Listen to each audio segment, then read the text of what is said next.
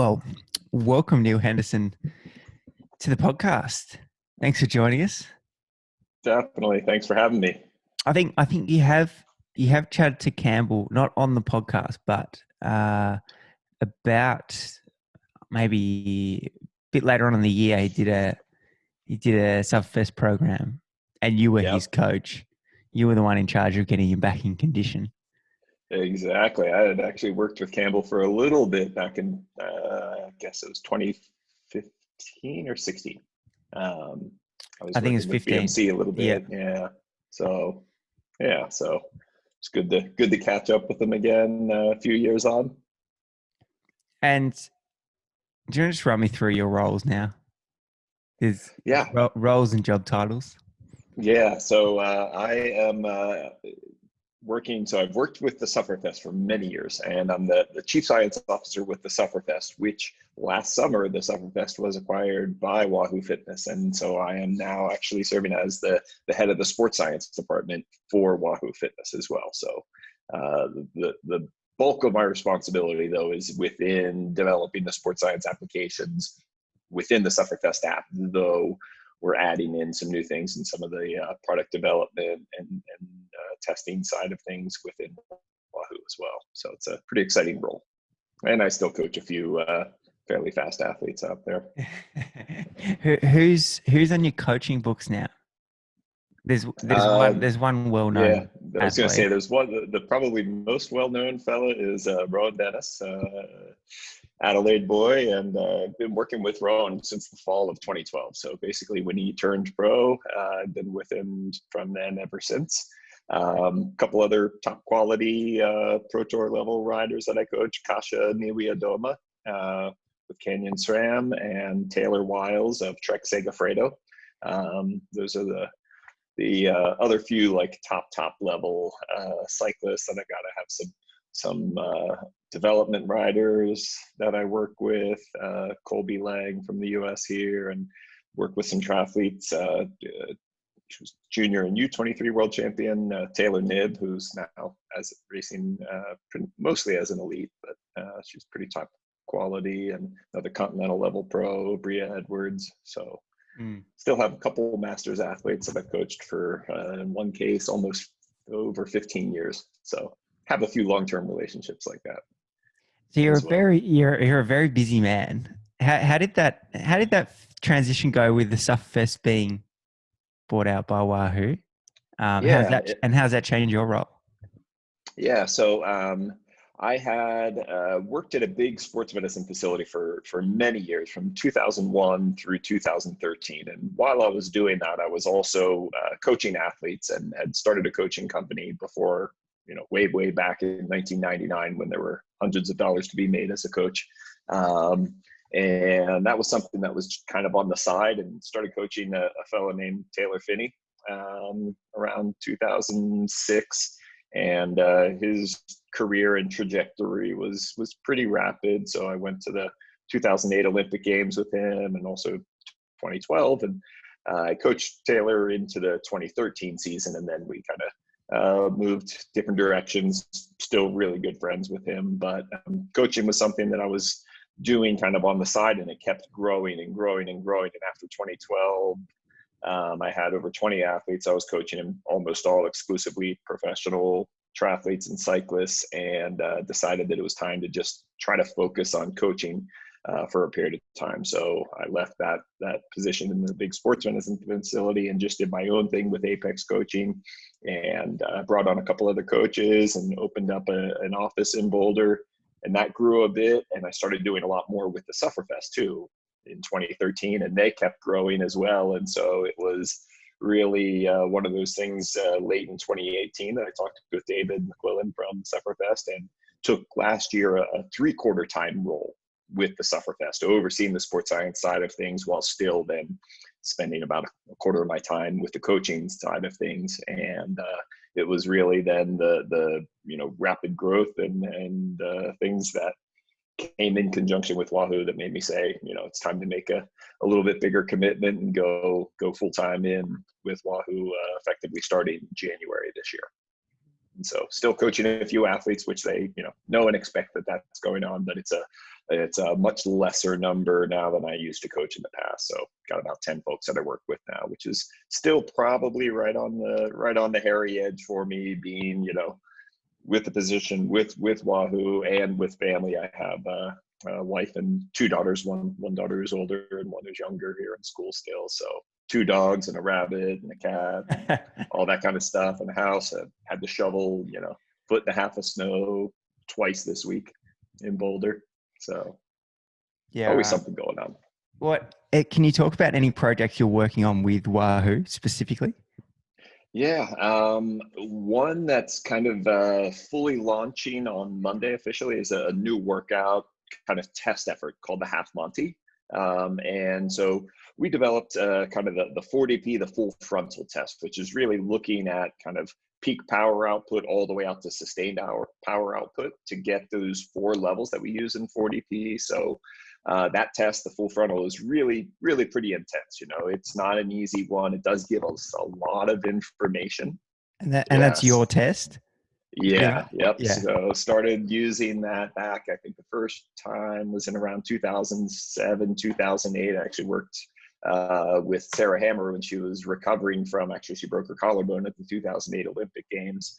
And I was working with her and her coach a bit on assessing fitness for really the Omnium event that was going to be coming into the 2012 Olympic Games. It required a little bit different skill set than what she had developed at that time. So putting that all together was a combination for her as well as for Taylor, because just doing like a 20-minute TT didn't really make sense to me relative to like an individual pursuit, which was Taylor's focus back then, 2008, 9, 10. And so the full frontal was something that we could get a much bigger, broader picture of what is going on with an athlete in a single test session, and then be able to prescribe appropriate training relative to those individual differences in peak power at VO2 max, and then aerobic capacity levels, where kind of in the past everyone was doing exclusively everything by FTP, which is great for steady state work. But when we're talking about that high end, high intensity interval type work, it's really irrelevant. When some people, like Chris Boardman, I think his peak power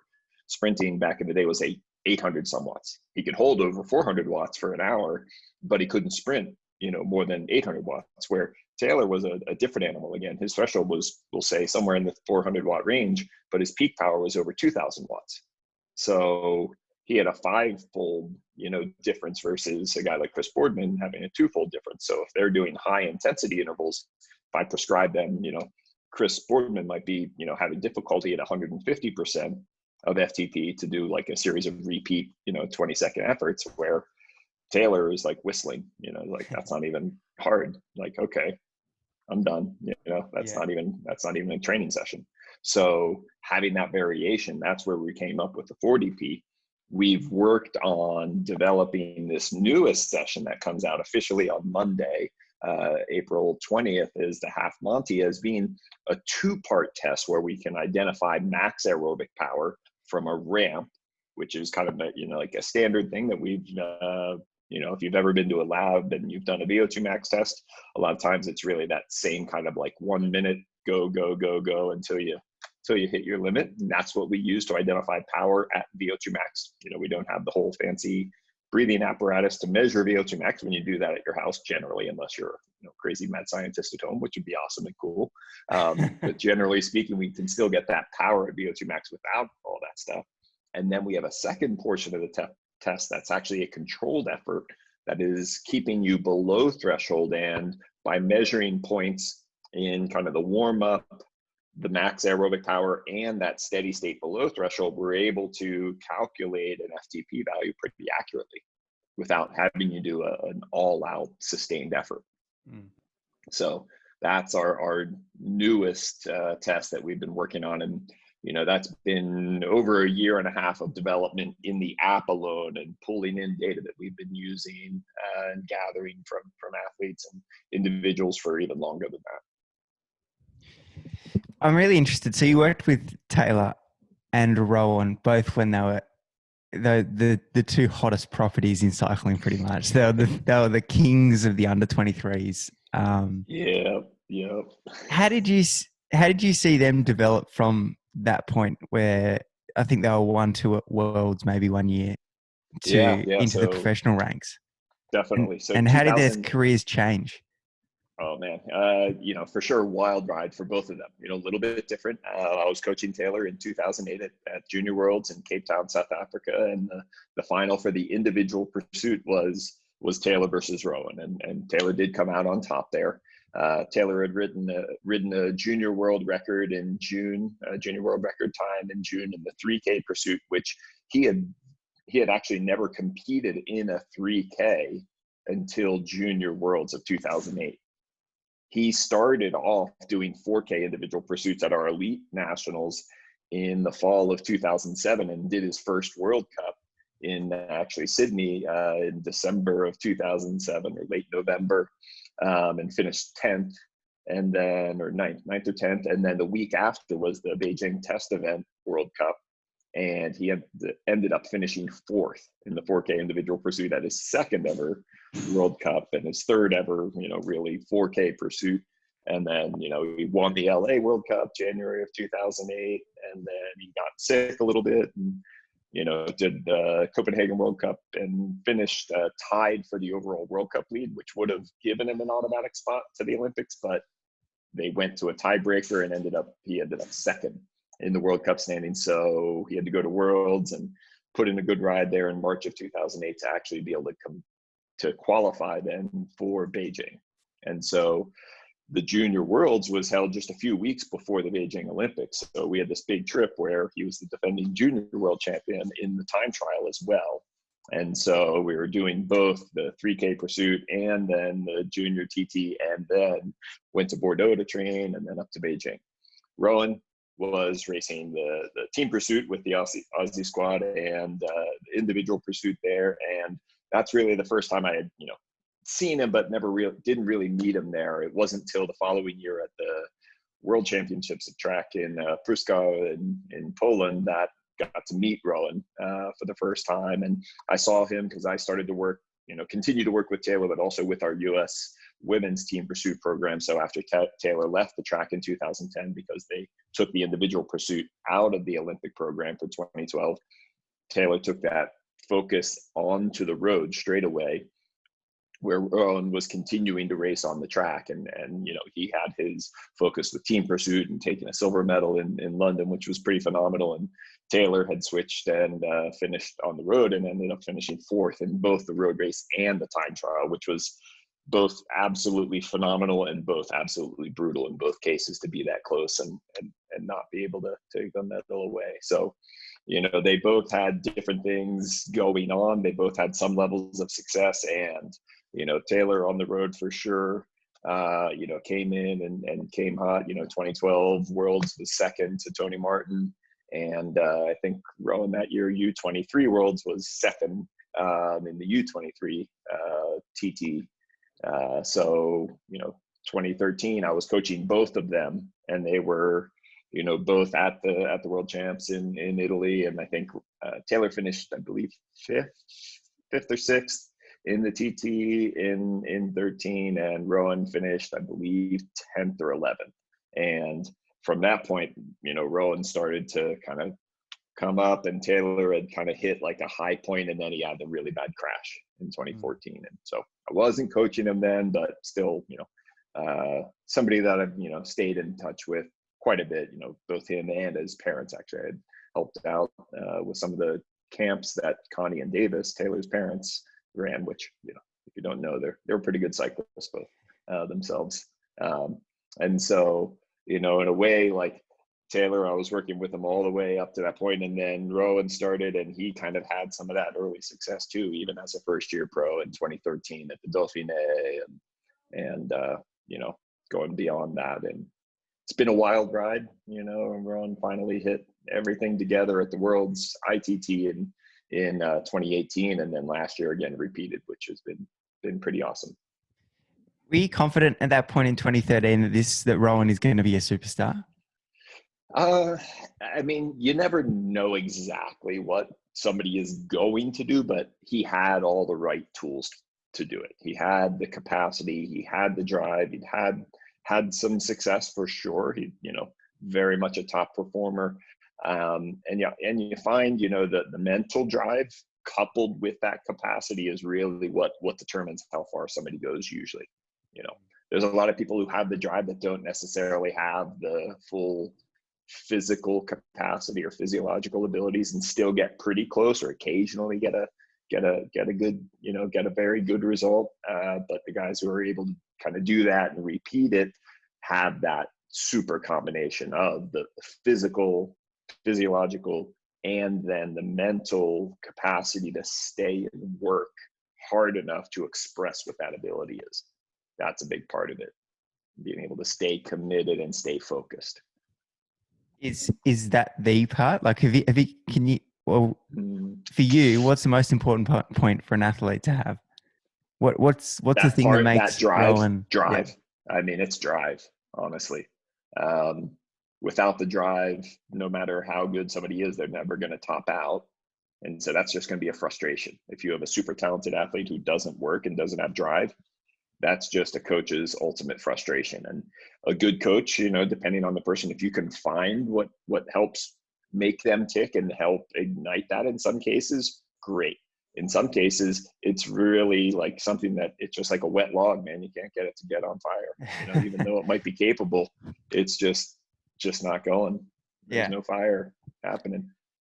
So in terms of, for me, the drive is a big part of it. And being able to stay grounded throughout that, because even, both of those guys, you've seen like the high points, right? But there have been some pretty low points all along the way, whether it was with Rowan or with Taylor. Like Taylor, when I mentioned back in 2008, he had mono. He had won that January World Cup, and then he got mono and went to the Copenhagen World Cup and finished 10th. So from a high to kind of a low, and missing and winning out the World Cup overall, and had to recover in a fairly short period of time to be ready for Worlds in March in Manchester. And he had to perform there, which fortunately, again, he put together a good ride and finished 7th, which allowed him to go, take that step and get that qualifying spot to go to the Beijing Olympics at age 18, which was absolutely massive and kind of crazy, especially he hadn't even been racing the track for a year, by the time he went to the Olympics. Literally his first pursuit on the track was in basically September, October of 2007. And he was competing in Beijing in August of 2008. So that's kind of a wild ride for sure. That's unbelievable. He had the drive and the commitment was all in there. Do you work at all with the American track squad, Olympic squad? I did in 2012 and in 2016, and after Rio, I took a step back from that, so I haven't worked with that program since 2016. But those were really good experiences. I mean, we were super underdogs, super underfunded, way under in terms of what other countries had available and how they trained and what they were able to do. And I'd say we kind of were hitting above our weight because we had people who were committed both on the staff, but especially the athletes, each and every one of those riders, in both of those teams that we had 2012, which was an absolute underdog, and then in 2016, which was pretty phenomenal. I mean, the biggest thing there with that team in 2016 was winning the world championships actually in London. Beating the Brits at home was for sure a highlight. First ever, American team pursuit world championship title like that. So that was big. And a silver medal is still pretty dang, pretty impressive. Yeah. They got us though. They got us in the Brits got us though in Rio. So, 2020, I know, 2021 now, I know those girls that were there have a fire, Chloe especially. And they're looking pretty good. From what we saw at the World Champs, they look like they're in super condition. And I guess the Olympics going a year out. How you're coaching Rowan for one, but what would they be changing internally? Like is it a bit of a hiccup? Like, because you've got this massive ramp for 4 years. All you've got is this one event that really matters, and then all of a sudden it's a year later. Yep, it's a big change. I guess the good of it is everyone in the world is in a similar situation, that it's like, okay, it's changed. I've seen some things of like, oh my gosh, it's so whatever. It's like, it is what it is. Like, you can't like get all sad or angry or upset or frustrated for very long about it being next year. It's okay. That's the situation at hand. And now how do we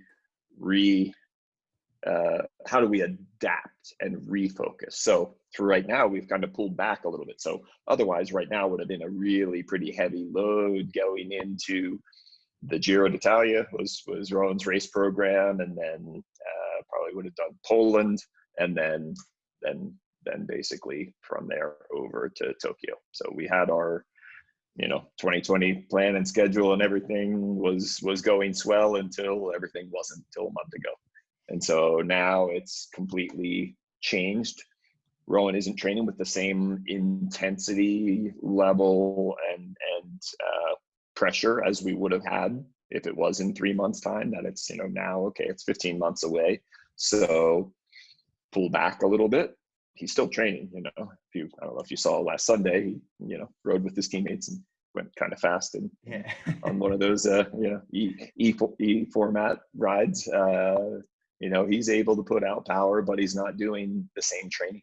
So we're training 50-60% of a normal training load, because he's in Girona, lockdown, only on the trainer. And so instead of trying to like squeeze everything out of him right now, we're going to wait till we have targets, and especially till he can get outside, hopefully be able to do some of his training outside, and then we'll start to build up again and recalibrate everything for 15 months from now, not 3 months from now. You're the man that writes that program. Yep. Have you got that plan to a T now to the day of the Olympics 2021? Not completely, because there's still some unknowns. We have a tentative plan of this year. We're actually gonna plan out next Tuesday a bit how we're gonna manage between now and then, knowing that there's certain things that are on the calendar right now, but if they change, how to manage that. So we've taken this period, this first month, to just like, okay, there's no benefit in making a hard plan when there are no targets and too many unknowns. So pull back, assess a little bit, and then we can start to move forward. And I would imagine we're still going to have to make some adaptations, based on what the current schedule for the rest of this year. I would love to see it go off as planned, and I'm hoping that will be the case. But if it's not, we'll be able to adapt. So the ability to focus is important, but the ability to adjust and refocus is even more important in these kind of times. Yeah. So that's a big part of managing that as well. And will he win? It's the goal. We're not going there for the sushi and sake, So with these athletes now, we talked about we've got another year, but we've also got a season on hold. Everything's on hold. Everything's pending. So much unknown. Yeah. What are you telling them to do right now? Yeah, it depends a little bit on the person. So like, as a great example, both Kasia and Taylor Wiles, Kasia Niwiadoma and Taylor Wiles. Kasia's in Girona as well, and Taylor Wiles she was in Girona and then flew back to the US out in California. So out in California, she has access to pretty good weather and is able to continue to ride outside. She's training a pretty decent amount, not again the same amount. We're mixing up a few more things, some more yoga, some more strength training, some trail running, because again, their race schedule is even more unknown, right? I mean, the announcement that came out this week is in 6 weeks or 4 more weeks, we'll tell you something about the women's races, which is like, what? Like, that's kind of crazy. Sorry. And so Kasia's in Girona, and she's riding inside a little bit, but not, again, she doesn't love a lot of structured intervals on the trainer. And so if I were asking her to do a lot of that, it would probably be more counterproductive. So using a lot looser schedule for Kasha, where Taylor has a couple days where she does some specific stuff and she is able to get outside, fortunately. And so there's different approaches for those two, where Rowan inside is perfectly happy to do specific quality work. Coming from a track background, plenty of erg work in his past, and even in the past few years, even he has no problem to jump on the erg and do specific work, and then get out on the road and finish up with some endurance. And you find what works for the person, and rather than try to just put them into one particular, like, this is the only way. If a coach says there's only one way to success, I'd say maybe look for a different coach. There's a lot of different paths to the top of the mountain, and you got to find for a given person what's going to help them the best to get there, with sometimes reducing the stress and strain, because everyone's under some sort of like just mental stress with what's going on. And so not adding extra training related stress, even not just like the training itself, but like thinking about, like, if I gave, Kasha, a 2-hour trainer ride with all kinds of intervals, she'd just, that would not mesh well with her. Where Rowan, boom, checks the box, done. He's good. He's happy. He's on to the next thing. Yeah. Taylor, a little bit, can go either way. Not doing as much inside because she now does have the option outside. So, okay, we'll send her out and do some work, but just not at the same, we're not the same high intensity load, I would say, right now as we would normally be for pretty much anyone that I'm working with. For the people that are stuck inside that can't leave the house, are you monitoring them more carefully? Are there things you're looking for? Are there things you're worried about? Definitely. There's a few things to take a look at. So again, just making sure somebody's got a good setup at home. Number one, whatever kind of trainer they're on, Smart Trainer has definitely some advantages over like some of the other trainers, but having a fan set up and making sure they're just drinking enough during, because there's a fair amount of sweat typically, even with a good fan setup, that preventing them from overheating on those kind of indoor sessions is an important aspect of things. And assessing, again, where are they at heart rate versus power over time? What kind of trends are they seeing? Is that fitness just kind of like holding pattern overall, or maybe even a slight decrease in fitness, or what's going on? Like, those are the kind of things that looking at right now, and trying to make sure that again, we're not trying to hit the highest level of fitness with what we're doing inside right now. And so it's a little bit more managed efforts consistently. Have you got any tips and tricks for the punters at home? We're not locked down here in Australia, but a lot of people are indoors. Indoor training's gone bananas. Yeah. So things that I would think about is, on your inside rides, having some purpose to what you're doing. Again, some people have thought of the indoor workouts as exclusively about just like full throttle hard efforts always, all the time. And you can't do that. If you're riding inside, 5 days a week, like 2 or 3 should have some quality, and a couple days should be just more general endurance. And to do that well, give yourself some entertainment options. Definitely good. We have different training sessions in our app. So within the Sufferfest, one of the things you can do, you can pull up like a higher intensity training one, and then adjust all the levels down. You can take what would be a hard workout and run it at like 70%, or individually adjust the FTP and map targets down so that it ends up being, kind of an endurance ride. You'll still have some of the entertainment value, with that, the videos that we have on those, there's different race footage and ride footage. So, there's something going on there. Watching some old races, that's old school style. I used to have all kinds of videotapes way back, and watch a video, and then when I was working years ago, we had CDs, and so we'd watch a CD of a race and then do like whatever intervals while watching that. Things, again, we have a whole lot more apps available now that are far better than that, but every now and then kicking it in old school and doing that is kind of fun. Or even just watching, movie or series or something like that for some of your general endurance days to keep you from like pushing hard all the time. So be smart with it. I was talking to an EF rider yesterday, and he said he's got into horror movies since being locked down on the turbo because they're so engaging and so exactly just take everything away. Yeah, I would say generally, probably for most folks, around 2 hours is getting into the upper limit of most indoor training sessions where you're going to find a benefit. If you start going longer than that, you're kind of, you're going to take a lot more brain power than it is a physical stressor. And so you only have so much, in terms of motivation in a week. So, use it wisely, doing a 4-hour endurance ride. I think there's better ways to gain fitness than that right now. I've got a couple of listener questions to finish things off with. All right. A question around athlete psychology. How do athletes compare? The ones that you work with is in particular, I guess, too. You can give a first case scenario, but the question asks, how does Rowan Dennis compare to Elia Viviani? Oh man. I know Elia minimally, just really from seeing him at the track.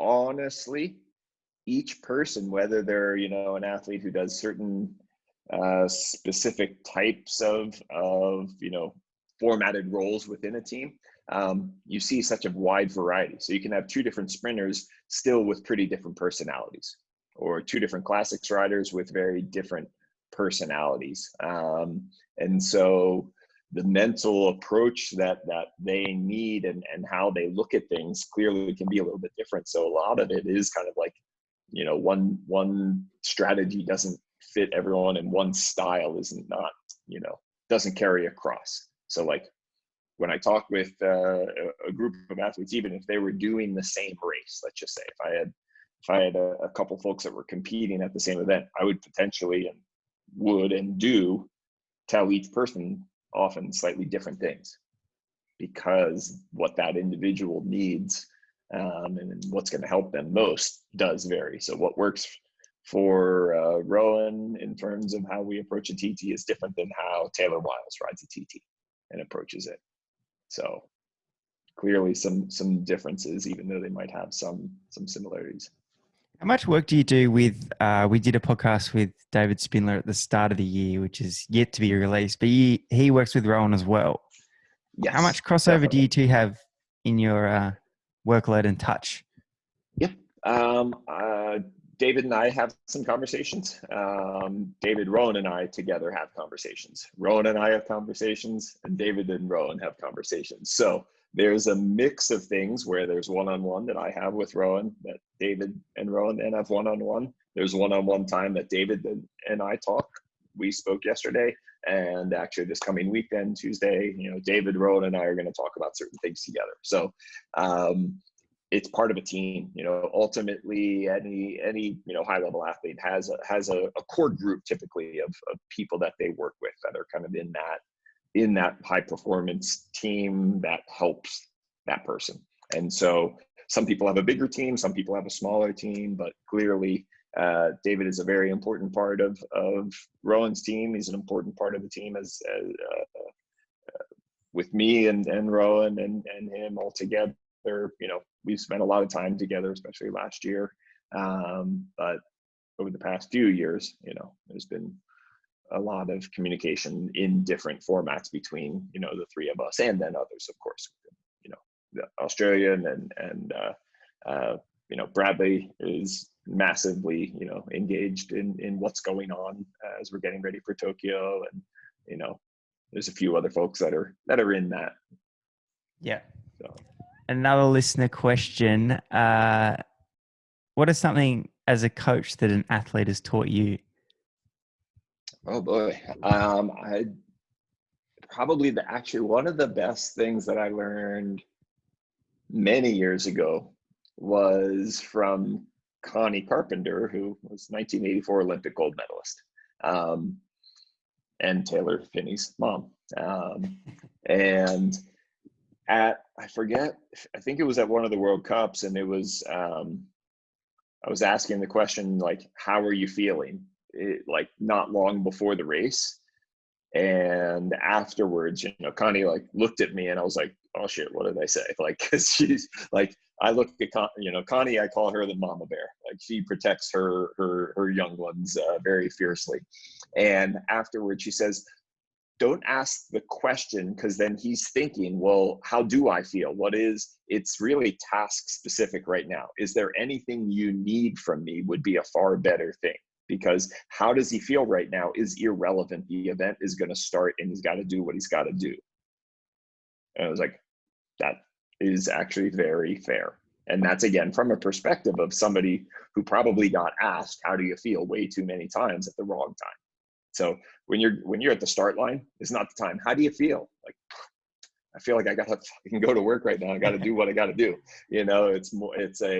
Okay, is there anything you need? Yes, no. Okay, great. Let's go.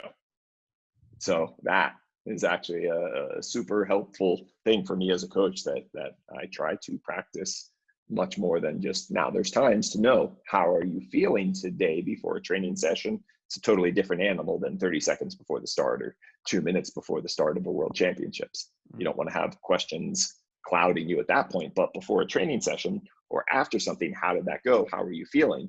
For sure, that can be a very valuable input. It's just about when you ask a question like that. Yeah. When it can have value. Well, thanks, Neal. Thanks for joining us on the podcast. It's a pleasure to finally touch base, and hopefully we might touch base again with Campbell and myself doing a cheeky Sufferfest program or two throughout the year. That would be good. I would love to see that.